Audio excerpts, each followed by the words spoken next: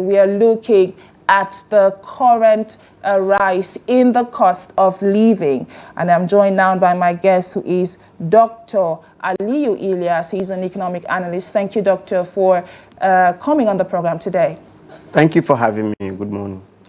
Doctor, I will want to begin by, speaking regarding the current economic indicators. And like I stated before, the cost of living rising, the standard of living, not so much has been done regarding that. Unemployment, unfortunately, rising due to, the cost of cost of production across businesses. And, we did hear from the TUC, the NLC, the ACCI, the LCCI, as well as other organizations and unions talking about, cutting down on the number of staff. So unemployment on one hand rising, inflationary figures and consumer price index rising. All of these figures put together, pointing in one direction. And in my opinion, not the most beautiful of pictures. But let's hear from you now. How would you assess the current state of the Nigerian economy? Right, it's quite a challenging time for Nigerians because things have gone very, very high, unlike before. Before you have to have an idea of what happened next, but now you don't even know what happens to you next. Perhaps the savings you have must have exhausted. So when this now happens, it becomes a serious problem. But I think since our governments are not living outside Nigeria, I was thinking they will have the experience and the feelings of what we're actually going to. It's quite a pretty difficult time for Nigerians now because the purchasing power has been eroded with all our manners of indices. We could see that even common transportation people cannot afford. You could see people on the street walking from one place to the other, not because there is no vehicle, but because people cannot afford to pay for vehicle, transportation rather. A very unfortunate situation, like you have stated. But one of our commenters on social media, rose or pointed at a very valid point. That is, the commencement of operations by Dangote Refinery, and just immediately we are hit, with the rise in the price of PMS. But I would like for you to help us juxtapose these two events. One would have expected, the opposite, but there we have, the opposite happening. But can you, give us some sort of explanation as to that? Quite interesting. For me, I never expect Dangote Refinery to come to reduce the price of PMS. I rather think Dangote will have its own advantage, maybe in terms of creating employment. We are having industrialized economy through Dangote. We are also having a balance in forex. If these are but in terms of reduction of price in PMS, Dangote is a businessman and he wants to play in global market. You remember that actually, as at now, the cost of PMS globally per liter is around 1,117, and Dangote wants to sell at that level because he wants to make profit. You also see that Dangote made mention that he cannot sell unless he discuss with the Federal Executive Council and NNPC. This simply shows that there's a gap he's expecting federal government to come and actually close. That means he wants to sell at the obtainable price global. You will not blame him. He's a businessman and he wants to make profit. But how would you appraise, how this entire situation has been handled? Yesterday there were, rumors that the federal government is asking for Dangote Refinery to determine the price. But Dangote is saying, no, I would not be doing that. But the entire situation, the back and forth, and talking also regarding the current increase in the price of PMS and all that has played out within Nigeria's energy sector recently, and how that is impacting not only on the cost of living, but also the cost of production and businesses, MSMEs generally speaking. How would you say, from your own view, from the lens of an economist, how has this been handled? Right. For me, I think NNPC is not being sincere with Nigerians. You recall before now, they told us that weather is a problem of the scarcity. At a point, they said the supply chain a problem. At the time, they said it's an infrastructural problem. But later came out and said it is because of the shortfall they could not pay, which is about $6 billion US dollars. So, and that really caused the problem. So, and beyond that, I do not think it is a business of NNPCL to determine the price of PMS. It should have been the business of NMDPRA. So I think we have a structural problem that needs to be addressed as well. We don't want situation whereby NNPC will always come out and say this is the price of commodity in the place of NMDPR. I think there should be structural correction in that area. But let's go now on a short break. When we return, the conversation continues, and my guest, who is Dr. Aliyu Ilyas, is still on standby to stay.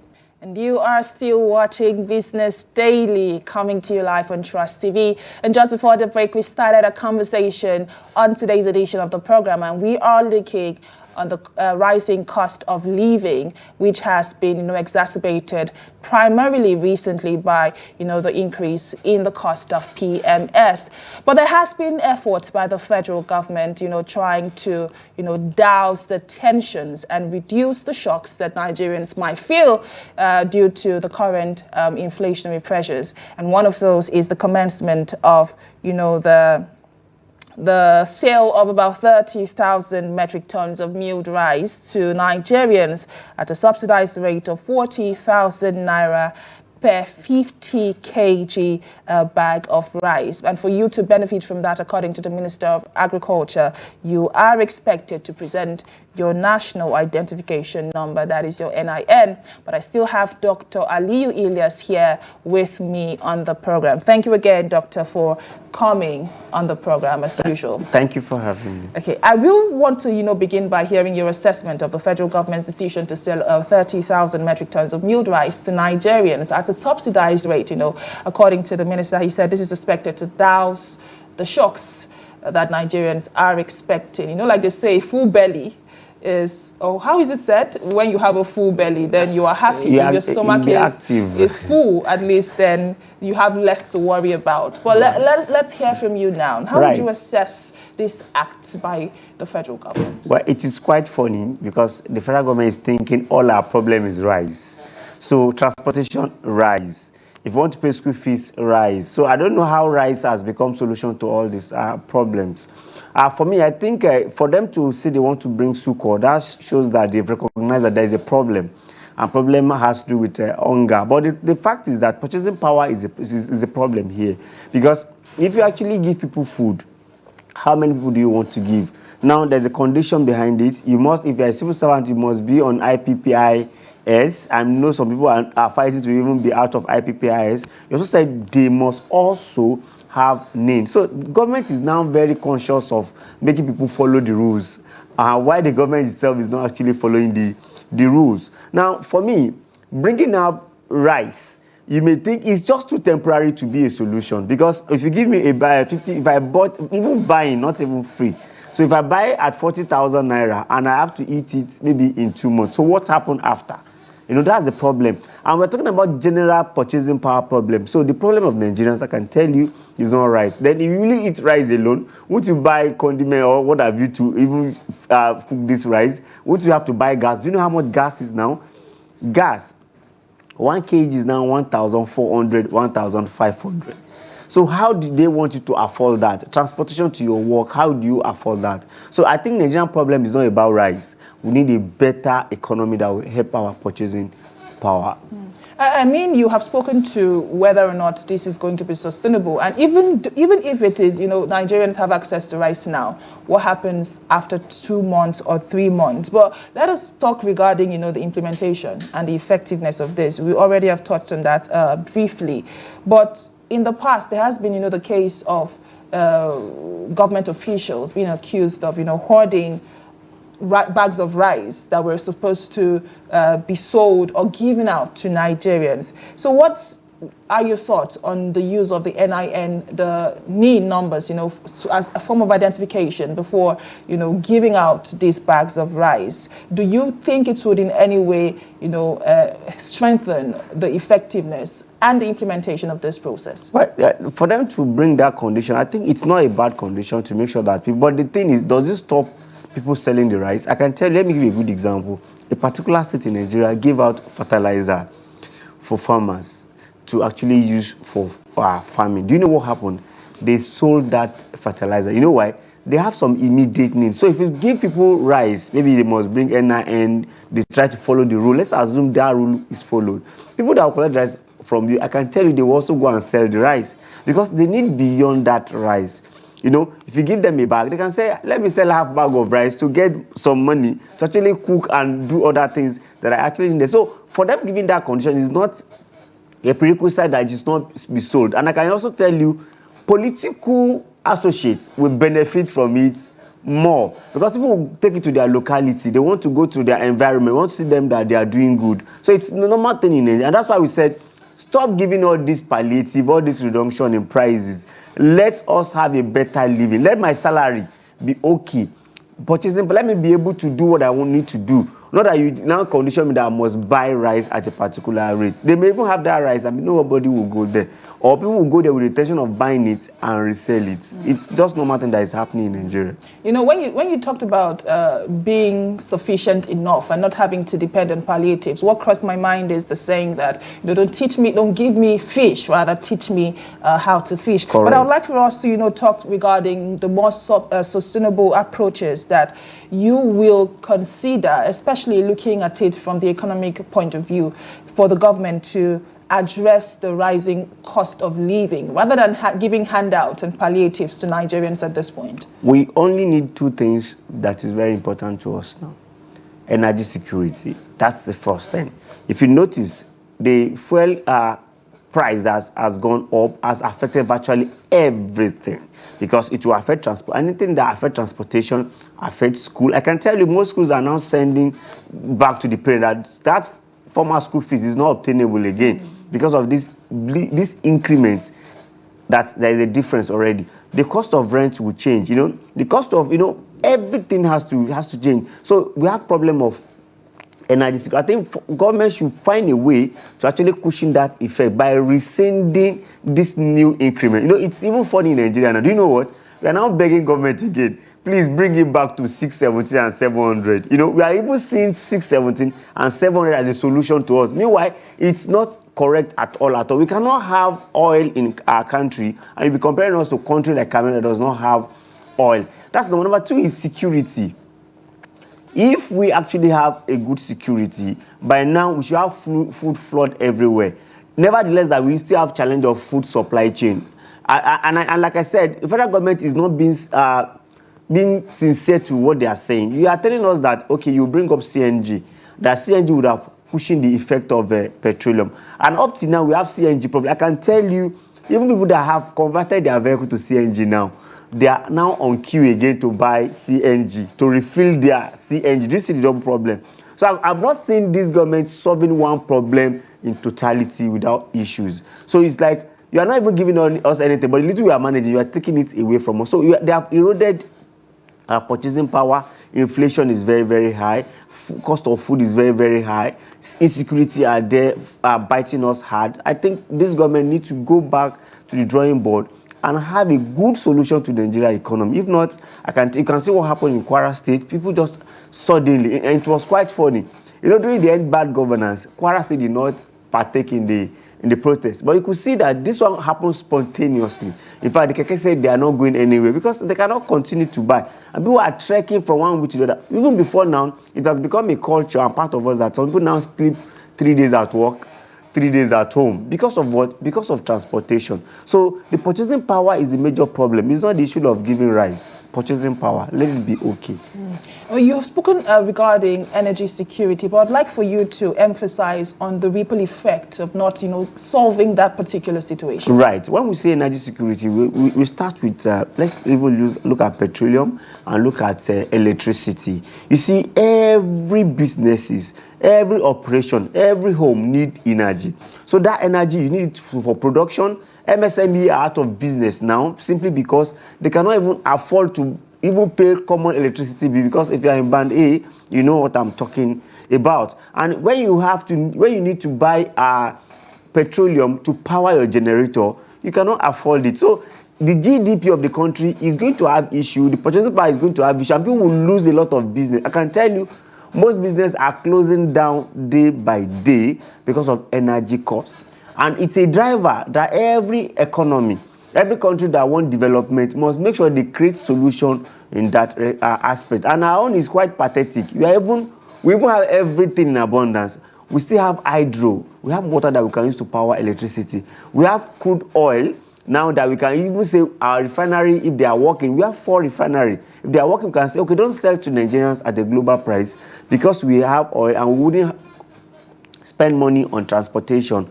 Okay, let's sell at the particular. Nothing bad Nigeria is being sold. I mean, if we, all petroleum is being sold to Nigeria at 250, 300 at most globally. You know, we can do that. Okay, look at Saudi Aramco. Look at other countries that have. They are not suffering like this, but because of successive administration, right from Basanjo, have not done anything in terms of refinery. That's why we are suffering this. So I think they should work into energy security and make sure they solve that for Nigeria to move forward. You have spoken regarding, you know, the importance of energy and how that generally affects literally almost all sectors and how that will impact on the GDP, that is the gross domestic product. But let's hear your outlook for at least the consumer prices in the coming month. What is your prediction for CPI in the coming months? Well, the fact is that if you look at the last report by NBS, you see that they say inflation is coming down to an extent. But the fact is that if you look at the indices itself, it's just temporal. Because you need, like I always said, up till now, we do not have a short-term plan for economy, medium-term plan, long-term from this president and his administration. And that's a serious problem because I see that Shetima actually had meeting with the Economic Council and what have you. They must do something significant because if you look at it now, the MPR still continue to rise. These are problems until all these indicators comes down. And what will make them to come down is for Nigerians to have more purchasing power, for we to have a better GDP, you know, for economic outlook to be okay. Because even investors are skeptical now because you want to invest where the economy is stable, you want to invest where there is adequate security, you want to invest where the business environment is conducive for you to grow. And that's why you see that in a place of we are attracting, people are actually going. When our president went to China, you know, he was trying to canvass for business. This is when he went to Qatar to come. Have we get any business from Qatar? Because all these people, they want to see enabling the environment. Even not for China interests in Africa, China personal interest to create market in Africa, they wouldn't have come. So unless you have something you want to take from Africa, you wouldn't come and invest. As individual, I am skeptical of putting my money into business because I don't know what will happen next in the Nigeria economy. So it's a very tough one to really predict a positive outlook for Nigeria economy. You've touched briefly on, you know, policy and policy direction. You made mention of the MPR, that is the monetary policy rate, which according to the CBN governor is expected, you know, with time, you know, cause some kind of deflation with CPI, that is Consumer Price Index, according to the governor of the Central Bank of Nigeria. But on one hand, we've seen that, you know, affect the business space negatively, and on the other hand, we still have some unfavorable policies that have not, you know, been the most beneficial to businesses. But I'd like for you to speak regarding how we can, you know, create that balance between implementing or putting out policies, and on the other hand, not jeopardizing the welfare, you know, and the comfort of the Nigerian people. If you look at this central bank governor, he has tried a lot of policy. I can tell you over 40 framework, policy direction. He has been trying everything. But for me, I think he has not gotten what we actually want. And it's pretty easy. Now, he is thinking of bringing inflation down at all costs. If you look at him, and he does not mind sacrificing Nigerian growth. Because if you look at him now, he doesn't mind if the MPR continue to go up and inflation is coming down. But is that a formula, an economic formula? Well, it's a kind of hawkish approach. It's an approach, but when you apply an approach over time and you see the result, you should have to change. So for me, it should allow growth to take the lead, because when growth comes, a lot of things start, you know, to get balanced. But from there, you can easily come and control the inflation. But if you don't want growth to grow, you want to bring inflation down, it's contradicting. And perhaps you must not look at what is obtainable in America to use it in Nigeria. You must look at peculiarity of Nigerian problem and pump money and encourage especially manufacturing sector and MSME to grow. 85% of Nigerians are in MSME because our major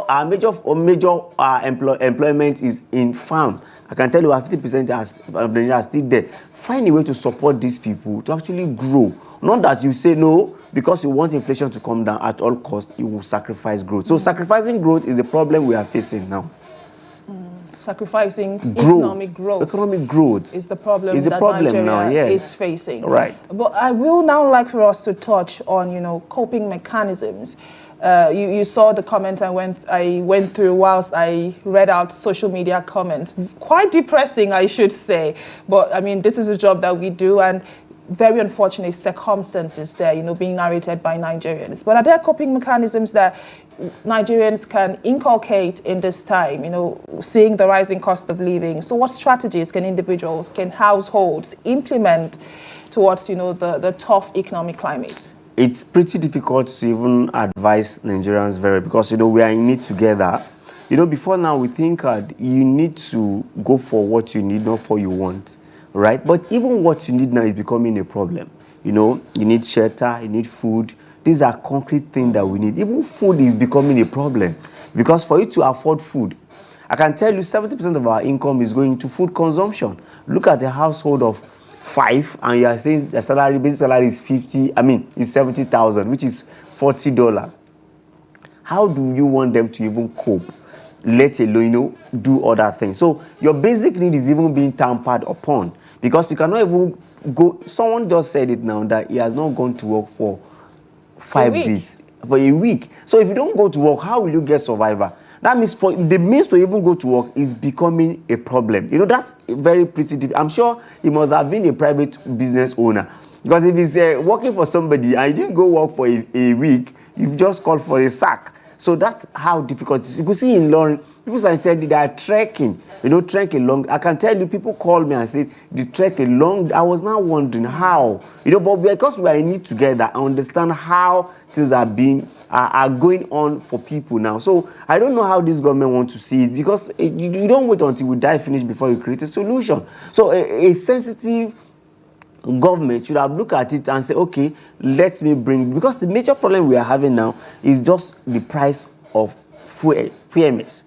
And you saw it coming. You said you give us our refinery. We don't see refinery. You said you give us CNG. CNG is not there for us to take advantage of. So I don't know how they want us to actually go into it. And sometimes when we talk like this, as if we are talking government down, but it's a fact that it's glaring to everyone's face. We are all in it together. I can tell you that it's not only the poor that is even crying now. The rich are also crying. Do you know what? That money they place value on has also had issue because of the rise in dollar. So it becomes a serious problem. So I think there is an urgent need for our leaders to solve this problem. You could see what Babajide Sanwo-Olu is trying to do.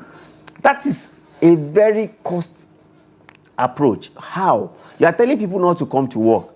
Is that not going to have a negative effect on GDP? Because you are telling me not to come to work. I believe the productivity. Them to come to work 4 days. 4 days. 5 no, days if you are level 1 to 14, they are saying 2 days don't come to work. And if you are 14 to 17, don't come to work once. That means you are killing productivity. A place like Lagos, there's always happenings. An Okada man would have taken that person to work. A transporter would have taken that person to work. You are cutting a lot of people out of what they're supposed to get. It's a serious problem. So you have now reduced to that level that you now say, okay, even government, I can feel you are suffering. Stay at home. It's a very difficult thing to manage, even for governors. Okay, just before we go, you have touched briefly on how Nigeria's current situation compares to that of other nations. You did mention Saudi Arabia.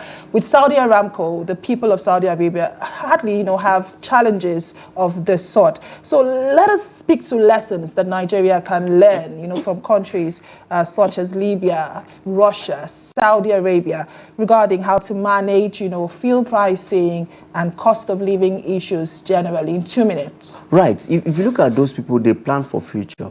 We have discovered oil since the 60s, and up to now, about 80 years, we have not made any difference. Look at our refinery.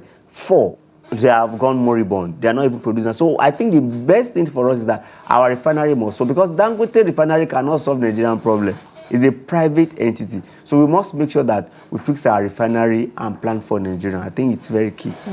There's a saying that goes that he that fails to plan plans to fail. And it's important that as a nation, we don't, just go, like they say, go haywire in the present, but also, plan properly for the future. I have been speaking with Dr. Aliyu Ilyas, and he has spoken extensively to the current, cost of living rise that Nigerians are grappling with. The efforts we have seen by the Federal Ministry of Agriculture, in the area of selling about 50 kg of rice at subsidized rate for Nigerians, which whoever is going to be benefiting from that will need their NIN identification to purchase these bags of rice. But thank you, Dr. Aliyu Ilyas, for the insights you've shared today on the program. Thank you for having me. And that's all we'll be taking on today's edition of the program. But keep the conversation going across all the social media platforms, on Twitter, on Facebook, on YouTube, and of course on Instagram. And let's have a conversation there. We will be at the back end to respond to your comment. My name is Chiamaka Inendu. Thank you for watching, and bye for now.